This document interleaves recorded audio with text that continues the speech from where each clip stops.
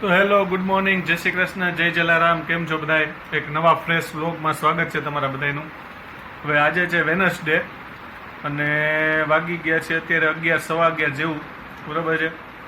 આજે આપણે નાસ્તો અને નાઈ ધોઈને રેડી થઈ ગયા પછી કીધું વ્લોગ સ્ટાર્ટ કરીએ.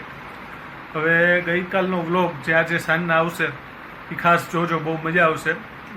વ્લોગમાં એવું રાખ્યું છે, થોડુંક હિન્ટ આપી દઉં કે ભાઈ ધ્યાનાબેનને આજે એક નવી વસ્તુ ટ્રાય કરાવી, બરાબર છે. ધીરે ધીરે બધું એને ખવડાવવાનું ચાલુ કરવાનું છે. મોસ્ટલી લિક્વિડ જ હોય અત્યારે તો, પણ તો આપણે એવું વિચાર કર્યો કે એને એકાદ વસ્તુ નવી ટ્રાય આપી કે જેથી કરીને આપને આઈડિયા આવે કે એનો ટેસ્ટ પસંદ છે કે નહીં. તો હિમા ને એ લોકો રાજકોટ છે તો અહીંયા એને ટ્રાય કરી તો એને આવી નહીં મજા. એટલે એના જે ફેસ એક્સપ્રેશન છે ને એ જોવા જેવા છે આ વિડીયોમાં, બરાબર છે. તો જે આજે સાંજના આવશે ને વિડીયોમાં મેં એ ઇન્ક્લુડ કર્યું છે, તો જે ખાસ જોજો, બરાબર છે. આપણો આ વિડીયો આવશે ત્યાં તો એ વિડીયો અપલોડ થઈ ગયો હશે, તો જેને ન જોયો એ વિડીયો જોઈ લેજો. મસ્તીના એક્સપ્રેશન છે.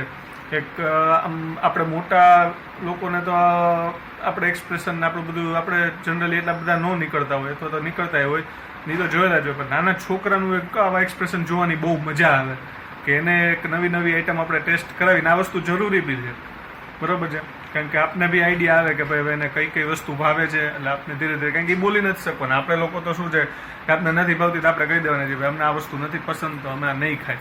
પણ એના તો એ કંઈ નથી શકવાના, તો આપણે જાણવા મળે કે આ વસ્તુ એને મજા આવશે કે નહીં આવે, અને આઈડિયા બી દે, એક નવી વસ્તુ આપણે ટ્રાય કરવા બી મળે અને એમ બી થાય કે ચલો નવું નવું ખવડાવ્યું તો એને બી આદત પડે, બરાબર છે. કારણ કે એટલે મોસ્ટલી આપણે નાના છોકરાઓને એવું જ વિચારીએ કે નાનપણથી એને બિસ્કિટ છે, ચોકલેટ, એ બધાની આદત ઓછી પડે અને જે મેઇન ખાવાની વસ્તુ હોય એ વધારે ખાય તો બેનિફિટ રહે એના માટે, બરાબર છે. તો એટલે જ નવી એક ઓપ્શન ટ્રાય કર્યો. એ શું છે એ બી વિડીયોમાં એમાં બોલે છે અને એને આવી નહીં મજા, એ બી હું કહી દઉં. ધ્યાન અને ન મજા આવી ખાવાની, પણ ઠીક છે, નો પ્રોબ્લેમ. અને અત્યારે મારા બેનને બનાવીને ભાણીઓ બધા આવે છે, એ લોકો આગળ ફરવા જાય છે, બરાબર. તો ચાલો હવે આપણે મમ્મીને મળી લઈ નીચે જઈને, બરાબર છે. મેં હિમાને કીધું છે કે આજ પાછું કંઈક નવું ધ્યાનાબેનનું લઈ આવો, બરાબર છે. ગઈકાલે એ લોકો બહાર ગયા હતા જમવા, યાનો પીવીને વિડીયો મૂક્યો છે. શું છે કે ભાઈ અહીંયા ગઈ છે ને તો અલગ અલગ રિલેટિવ્સ ચાલતું હોય બહાર જવાનું એ લોકોને, આ બધું કારણ કે રોકાવા ગઈ છે તો એ બધું રહેવાનું, કારણ કે અમદાવાદ આવી ગયા હોય ને એટલે રાજકોટના રિલેટિવ્સને બધા કહેતા હોય કે ચાલો અહીંયા જમવા આવો ને આમ તેમ બધું ચાલતું હોય. ગઈકાલે ભાઈ બહાર જમવા ગયા હતા, તો ચાલો નીચે મમ્મીને મળી લઈએ. આપણે નીચે આવી ગયા છીએ, મમ્મી કરે છે ઝાપટ ઝૂપટ ઘરમાં, સવારનો ટાઈમ છે એટલે. કેમ છો મમ્મી? જય શ્રી કૃષ્ણ. જય શ્રી કૃષ્ણ બધાયને. કેમ છો બધાય? કેવી ચાલે સાફ સફાઈ? સાફ સફાઈ હાલે છે. રસોઈ થઈ ગઈ છે. ઓકે, રસોઈ થઈ ગઈ એટલે હવે ટાઈમ છે એટલે મેં કીધું ઝાપટ ઝૂપટ કરી લઉં, પછી કચરા ને પોતા કરવા આવશે. બરોબર. ને તો મોસ્ટલી આપણા ટાઈમે હા, રસોઈ હાલતી, પણ આજ વહેલી થઈ ગઈ એટલે વહેલી મમ્મી થઈ ગઈ છે રસોઈ એટલે.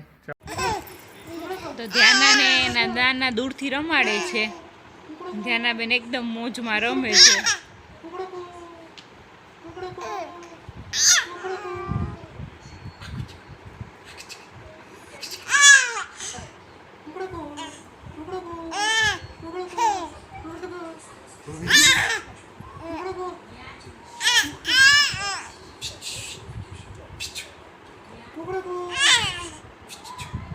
તો મેંગો સ્ટાર્ટ થઈ ગઈ છે ને ધ્યાના મેંગો શેક પીવે છે ને બહુ જ ભાવે છે.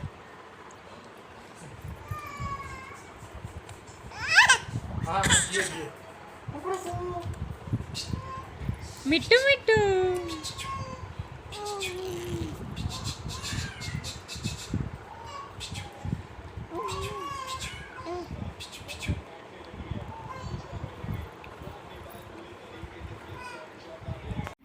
તો આજે જમવામાં બન્યા છે મુઠિયા, બરાબર છે. તો મુઠિયામાં આપણે બે ટાઈપના છે, જે આપણે રેગ્યુલર તેલ હારે ખાવાના હોય એ મુઠિયા, બરાબર છે. ને એ સિવાય જે વઘારેલા તલ નાખીને વઘાર્યા હોય આપણે એ મુઠિયા છે. આ સાથે તેલ ને મરચું નાખેલું છે, ચા છે, બરાબર છે. તો આ વસ્તુ આજે બનાવી છે. મુઠિયા કોને કોને ભાવે છે કોમેન્ટમાં જરૂર કરજો. ગુજરાતીઓના ઘરમાં તો મુઠિયા બનતા જ હોય ને ખાવાની એક અલગ જ મજા છે. આ સિવાય આપણે રશિયા મુઠિયા પણ આપણે બનાવતા હોય છે ઘરે, જેની રેસીપી આપણે આગળના એક વિડીયોમાં મૂકી હતી, બરાબર છે. ન જોયું તો જોઈ લેજો. બાકી આપણે એન્જોય કરીએ આ મુઠિયા, બરાબર છે. આજ ઓફિસમાંથી આવવામાં થઈ ગયું છે થોડુંક મોડું, 10:15 10:30 જેવું થઈ ગયું છે, બરાબર છે. એટલે જમવા બેસવાનું થોડુંક મોડું થયું છે, તો કાંઈ વાંધો નહીં. જમીને આપણે આપણો વિડીયો વ્લોગ આગળ વધારીને અત્યારે ડેઈલીની જેમ જમતા જમતા આપણો બીજો વિડીયો જે આજે અપલોડ થયો હોય હું જોઉં છું. જે આજે અપલોડ થયો છે એ વિડીયો ન જોયો હોય તો બી જોઈ લેજો, બરાબર છે. એટલે કારણ કે એમાં મેં એક શૂટિંગ કરવા ગયો હતો ને એ વિડીયો એમાં ઇન્ક્લુડ કર્યો છે, બરાબર છે. જેથી કરીને ટૂર્સ એન્ડ ટ્રાવેલ્સની સર્વિસનો જે લોકોને ફાયદો જોતો હોય, જે લોકોને આ સર્વિસનો યુઝ કરવો હોય, બરાબર છે, એ લોકો ફાયદો મેળવી શકે, બરાબર છે. તો એમાં ડિસ્ક્રિપ્શનમાં બી મેં ડિટેલ આપેલી હશે અને સ્ક્રીન ઉપર બી તમને આરોહી ટ્રાવેલ્સ કરીને નામ છે, એનો મોબાઈલ નંબર ને બધું છે, તો તમે એમને કોલ કરીને માહિતી લઈ શકો છો. તમારે ગુજરાતમાં બી કોઈ જગ્યાએ અથવા તો આઉટ ઓફ ગુજરાત છે કે આઉટ ઓફ કન્ટ્રી બી ક્યાંય જવું હોય ટૂર પેકેજમાં, બરાબર છે, તો એ સર્વિસ પ્રોવાઈડ કરે છે. તો તમે લોકો જાજી માહિતી માટે સ્ક્રીન ઉપર આવેલા નંબર ઉપર કોન્ટેક્ટ કરી શકો છો. તો ભાઈ ફાઇનલી આપણે જમીને ઊભા થઈ ગયા છીએ, બરાબર છે. તો હવે આપણે આપણું થોડુંક એક્સ્ટ્રા કામ એડિટિંગનું કરવા બેસી છીએ. ભાઈ પહેલાં મેં કીધું હાલો મમ્મી ઉપર કંઈક કામ કરે છે, આપણે એને મળી લઈને પછી આપણે આપણા કામમાં આગળ કન્ટિન્યુ કરી જોઈ લઈએ શું કરે છે મમ્મીને મળી લઈ. ચાલો તો આપણે ઉપર જાય છીએ અમારા રૂમમાં છે મમ્મી. શું કે મમ્મી શેનું કામકાજ ચાલે છે? સાંજે ઇસ્ત્રી કરી હતી ને બધે ગોઠવું છું કપડાં. સાંજે એકાદી રહી ગયા હતા કપડાં, બરાબર, અત્યારે કર્યા, બાકી રહી ગયા ઇસ્ત્રી કરવાના.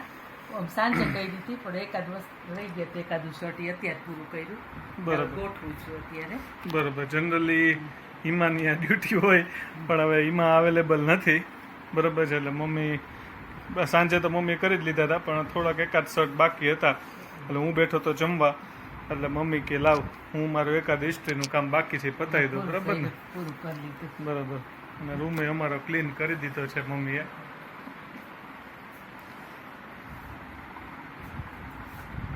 સરસ, હાલો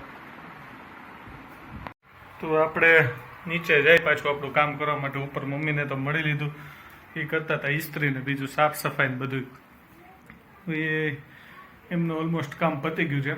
તો આપણે બેસી જઈએ એડિટિંગ કરવા. અને બીજું એ કે આજના વિડીયોમાં હું સન્ડેના એક મારા વિડીયોનો એક પાર્ટ એડ કરવાનો છું, ફૂડના વિડીયોનો. મેં સાંજના ઉતાર્યો હતો ને એ એડ એટલે કરવું છે કે ખરેખર જ્યારે હું શૂટિંગ કરવા ગયો ને ભાઈ મને વાત કરી ને તો પહેલાં તો મને વિશ્વાસ ન આવ્યો કે ખરેખર આ પોસિબલ છે. અને મેં મારી નજર સામે જોયું ને સન્ડે હતો એટલે નહીં પણ રેગ્યુલર દિવસોમાં ટ્રાફિક થાય છે. તમે જોતા રહી જાઓ, એ 80 રૂપિયામાં, માત્ર 80 રૂપિયામાં અમદાવાદ જેવા સિટીમાં અનલિમિટેડ ગુજરાતી થાળી તો છે જ, પણ સાથે અનલિમિટેડ ગુજરાતી થાળીમાં ફરસાણ અને છાશ. કારણ કે અમદાવાદમાં તમને છે ને છાશ બધી જગ્યાએ અનલિમિટેડ નહીં મળે. આપણે સૌરાષ્ટ્ર સાઈડ રાજકોટની અહીંયા મળશે તમને, પણ અમદાવાદ સાઈડ આવશો ને છાશ અલગથી જ લેવી પડશે. પણ અહીંયા તમને અનલિમિટેડમાં છાશ બી અનલિમિટેડ મળી જશે, પ્લસ 3 જાતના ઢોકળા મિક્સ હોય છે એમાં, બરાબર છે. વાટીદારના હોય છે, સેન્ડવિચ ઢોકળા, બધું અલગ અલગ હોય છે, બરાબર. તો ફરસાણ સાથે 80 રૂપિયામાં. અને અમે સન્ડે શૂટિંગ કરવા ગયા હતા ને એટલે સન્ડેના તો ત્યાં પંજાબી શાક હોય, બરોબર, 2 શાક પંજાબી, બાકી રેગ્યુલર ગુજરાતી શાક હોય. પણ તમે સન્ડે જાઓ એટલે તમને 2 શાક છે ને પંજાબી મળે. એડ્રેસ આમાં આવી જશે આપણે વિડીયોમાં. જગ્યા તમે આપણે થલતેજમાં પેલેડિયમ મોલ પાસે આવો ને, બરોબર છે, એટલે ગાર્ડન આવે, એકલવ્ય એકેડમી નવડા ગાર્ડન ગવર્મેન્ટનું છે એ આવે, એની એક્ઝેક્ટ સામેના ભાગમાં રેસ્ટોરન્ટ આવેલું છે.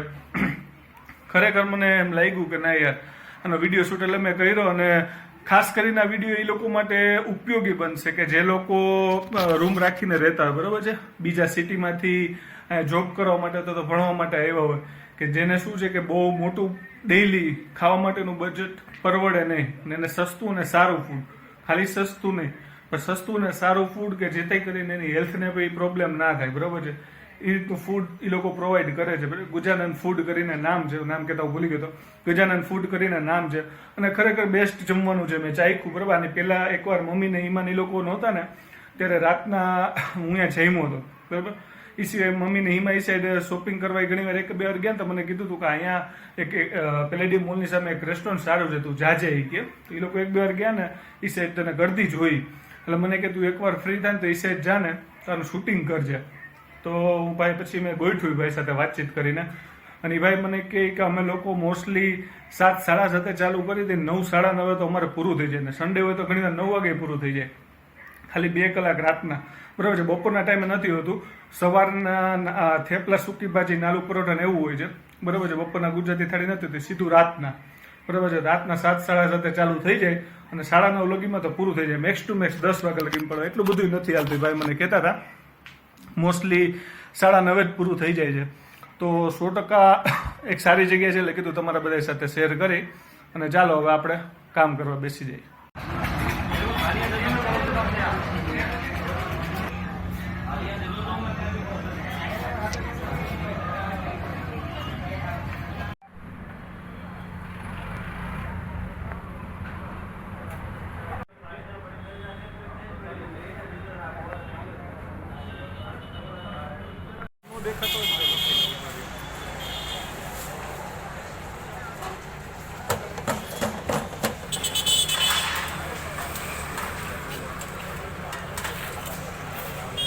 શ્રી કૃષ્ણ, કેમ છો બધા?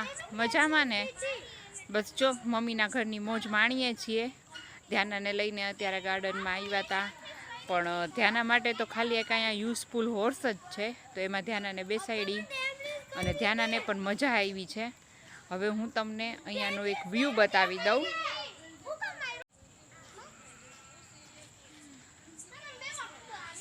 એક મોટો પાર્ટી પ્લોટ છે, પછી મંદિર છે, અહીંયા ચિલ્ડ્રન એરિયા છે જ્યાં ચિલ્ડ્રન પ્લે કરી શકે. અહીંયા બી ચિલ્ડ્રન એરિયા છે,